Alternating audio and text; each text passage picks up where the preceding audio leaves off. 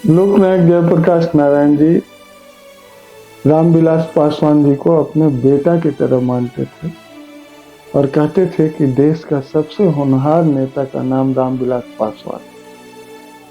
और जब खोजा जाने लगा जेपी आंदोलन में कि शेड्यूल कास्ट से, दलित संवर्ग से किसी बड़े नेता को लाया जाए, तो उस समय रामविलास पासवान जी का नाम चुना गया था। तो ये करीबी जयप्रकाश नारायण से उनका, और कर्पूरी ठाकुर जी के रोजमर्रा के काम में दो हाथ उनके कहे जाते थे, दायां और बायां।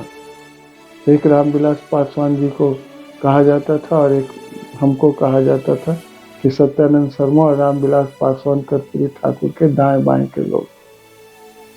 कर्पूरी ठाकुर रामविलास पासवान जी को बहुत मानते थे और पार्टी का निरंतर सेक्रेटरी होता था।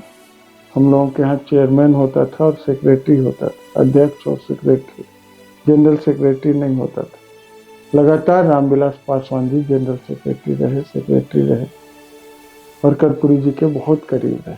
रामविलास पासवान जी निरंतर इस पर लगे रहे कि साहब जो कुछ भी हो देश हित में हो। और फिर हम लोगों ने दलित सेना बनाया, 1983 में दलित सेना बनाया। दलित सेना जुल्म के प्रतिकार के लिए, गरीबों की लड़ाई के लिए रामविलास पासवान जी में सबसे ज्यादा कोई चीज था तो उनके मन में था कि बिहार की तस्वीर बदले, देश का तस्वीर बदले। जो गरीब है, जो डाउन ट्रोडन के लोग हैं, उनको ऊपर कैसे लाया जाए, उनकी बड़ी चिंता थी। इसीलिए उनका स्लोगन भी था कि मैं उस घर में दिया जलाने चला हूं जहां सदियों से अंधेरा है। यानी उस समय तो दिया ही जलता था, लालटेन जलता था, लैंप जलता था। हम लोग खुद भी पढ़े हैं लालटेन में, दिया में, लैंप में। तो उस समय उनका बड़ा स्लोगन था और इस स्लोगन का पूरे देश भर में असर हुआ। बाद में बीपी सिंह आए तो बीपी सिंह ने कहा कि देश का प्रधानमंत्री रामविलास पासवान से अच्छा दूसरा कोई हो नहीं सकता।